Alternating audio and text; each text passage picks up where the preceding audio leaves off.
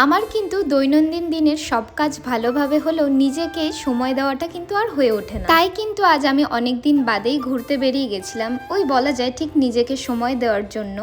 Hello everyone, my self রোজি। আর আজ আমি কিন্তু গিয়েছিলাম একটা সুন্দর ক্যাফেতে। আমার কিন্তু মনে হয় আমার মতোই সবার নিজেদের হাজারো ব্যস্ততার ভিড়ে ও মন খারাপের মাঝে নিজেকেই সময় দেওয়াটা অনেক প্রয়োজন। কারণ এন্ড অফ দ্য ডে কিন্তু আমরা একাই থাকি আর নিজের সাথেই কিন্তু লড়াই করে বাঁচতে হয়। আর কোনো প্ল্যানিং ছাড়াই কিন্তু ভিডিওটা করা, তাই কিন্তু সেরকমভাবে আমি ক্লিপস নিতে পারিনি।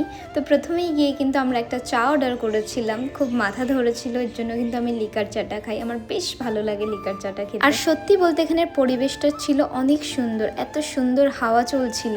আর এর মধ্যেই কিন্তু চলে এসেছিল আমাদের চিকেন রোস্ট, যেটা কিন্তু খেতে সত্যি অনেক সুন্দর ছিল। আমি কিন্তু সব জায়গার চিকেন রোস্টটা সচরাচর খাই না, কিন্তু এখানে একটা টেস্ট করেছিলাম, খুবই টেস্টি ছিল।